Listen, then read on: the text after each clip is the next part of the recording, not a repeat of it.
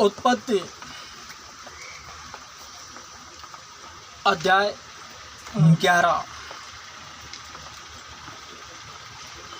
मनुष्य की भाषा में गड़बड़ी पड़ने का वर्णन। सारी पृथ्वी पर एक ही भाषा और एक ही बोली थी। उस समय लोग पूर्व की ओर चलते चलते शिनार देश में एक मैदान पाकर उसमें बस गए। तब वे आपस में कहने लगे, आओ हम ईंटें बना बना के भली भांति आग में पकाए। और उन्होंने पत्थर के स्थान पर ईंट से और चूने के स्थान पर मिट्टी के गारे से काम लिया। फिर उन्होंने कहा, आओ हम एक नगर और एक गुम्मट बना ले, जिसकी चोटी आकाश से बातें करे, और इस प्रकार से हम अपना नाम करें। ऐसा न हो कि हमको सारी पृथ्वी पर फैलना पड़े।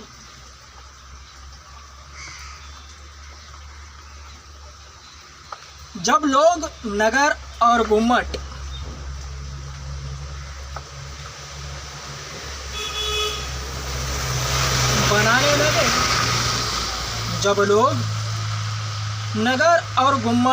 बनाने लगे, तब उन्हें देखने के लिए यहोवा उतर आया। और यहोवा ने कहा, मैं क्या देखता हूँ कि सब एक ही दल के हैं और भाषा भी उन सब की एक ही है, और उन्होंने ऐसा ही काम भी आरंभ किया। और अब जो कुछ वे करने का यत्न करेंगे, उसमें से कुछ भी उनके लिए अनहोना न होगा।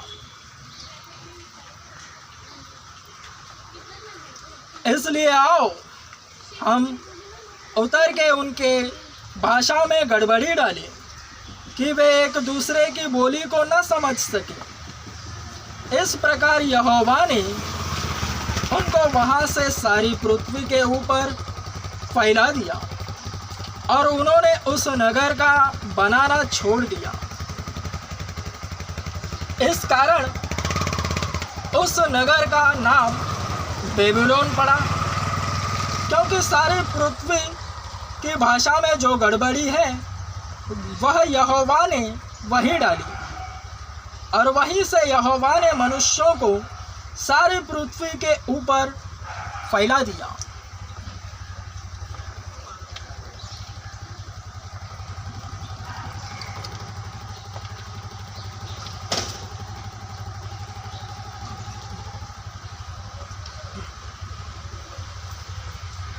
शेम की वंशावली। शेम की वंशावली यह है, जल प्रलय के 2 वर्ष पश्चात जब शेम 100 वर्ष का हुआ, तब उससे अर्पक्षद का जन्म हुआ।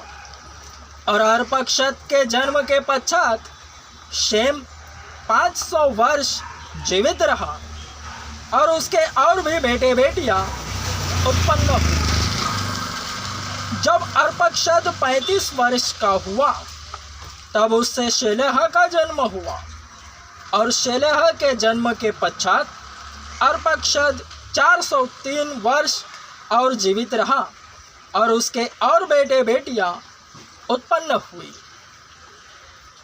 जब शेलह 30 वर्ष का हुआ, तब उसके द्वारा एबेर का जन्म हुआ। और एबेर के जन्म के पश्चात शेलह 403 वर्ष और जीवित रहा, और उसके और बेटे बेटियां उत्पन्न हुई। जब एबेर 34 वर्ष का हुआ, तब उसके द्वारा पेलेग का जन्म हुआ। और पेलेग के जन्म के पश्चात एबेर 430 वर्ष और जीवित रहा, और उसके और भी बेटे बेटियां उत्पन्न हुई। जब पेलेग 30 वर्ष का हुआ तब उसके द्वारा रू का जन्म हुआ, और रू के जन्म के पश्चात पेलेग 209 वर्ष और जीवित रहा, और उसके और भी बेटे बेटियां उत्पन्न हुई। जब रू 32 वर्ष का हुआ तब उसके द्वारा सरूग का जन्म हुआ, और सरूग के जन्म के पश्चात रू 207 वर्ष और जीवित रहा, और उसके और भी बेटे बेटियां उत्पन्न हुई। जब सरूग 30 वर्ष का हुआ तब उसके द्वारा नाहोर का जन्म हुआ, और नाहोर के जन्म के पश्चात सरूग 200 वर्ष और जीवित रहा, और उसके और भी बेटे बेटियां उत्पन्न हुई।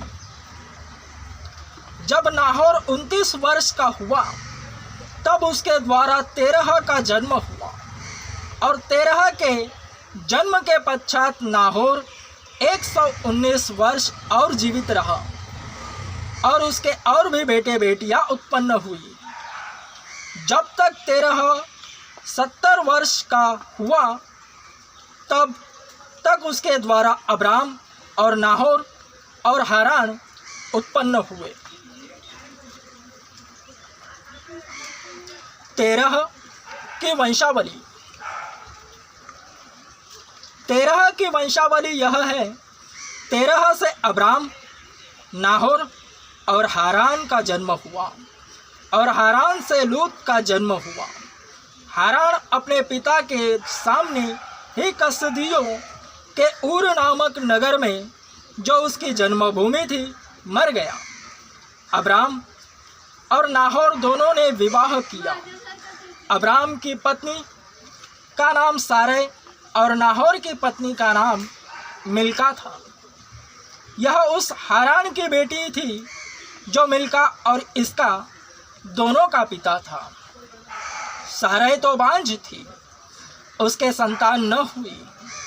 तेरह अपने पुत्र अब्राम और अपने पोते लूत जो हारान का पुत्र था, और अपनी बहू सारै जो उसके पुत्र अब्राम की पत्नी थी, इन सबों को लेकर कसदियों के ऊर नगर में निकल कनान देश जाने को चला। पर हारान नामक देश में पहुंचकर वहीं रहने लगा। जब तेरह 205 वर्ष का हुआ तब वह हारान देश में मर गया।